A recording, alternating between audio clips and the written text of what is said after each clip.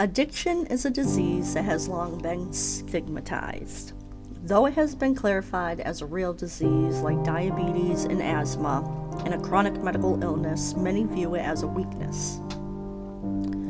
To be an addict, many carry the stigma of being someone who cannot control their impulses, someone who is weak, or someone who cannot get their life together. The American Society of Addiction Medicine defines addiction as a primary chronic disease of brain reward motivation, memory, and related circuitry. Genetics play a role in addiction, with half the risk being traced to genetic factors. Abuse or neglect in childhood and/or struggles with depression or anxiety contribute to factors of addiction. Addiction is a lifelong disease. Unfortunately, relapse rates for addiction fall between 40 to 60%. I would say from experience working with addicts, two aspects I focus on with my clients are harm reduction and recovery. Society focuses so heavily on fixing the individual as quickly as possible. Not one addict just stops entirely of using. It takes time. I try to have my clients focus on cutting down how many times a week they use. If an addict is using every day and I can work with them on only using 4 times a week, well then that is a start. This is harm reduction, reducing the days they provoke harm to themselves. Once in recovery, I suggest a healthy diet, exercise, meditation, and do fun hobbies they may have used to do before they began to use or create new interests. An addict is an addict for life, and an addict is in recovery for life. 23 million people struggle with addiction in the United States. Just because one may have an addiction problem does not mean they are not smart, loving, kind, or do not love others. Sometimes, and many times, they sadly do not love themselves enough. Many go through traumatic life events that cause the root of the drug problem. Both of my parents suffered from heroin addiction, my father alcoholism as well. My mother was a straight student and a beautiful, funny, well-liked person. My father a talented artist, funny, and nice man. However, my father lost his father when he was young.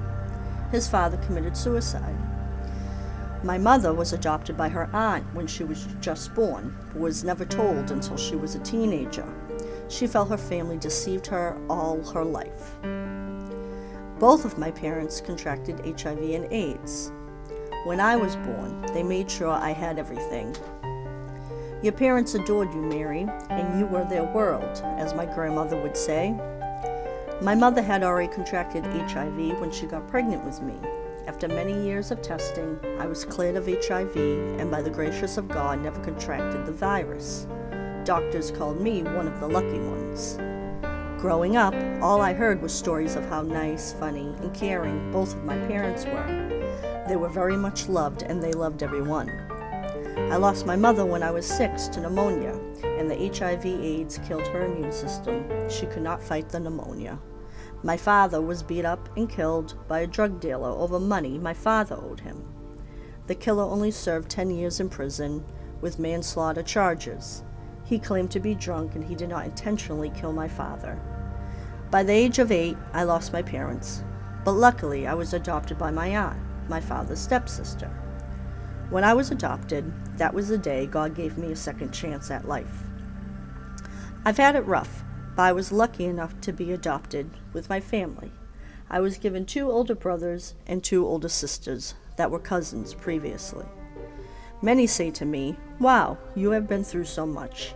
How have you gotten through it all?" I pray, I keep faith, I hope for better days, easier days. Most of all, I spread awareness of how serious drug addiction is and how it can cause a family pain. I share my story to you. I have lost so much, but I have gained so much strength. My parents may have left their daughter, but they taught me willpower to carry on without them.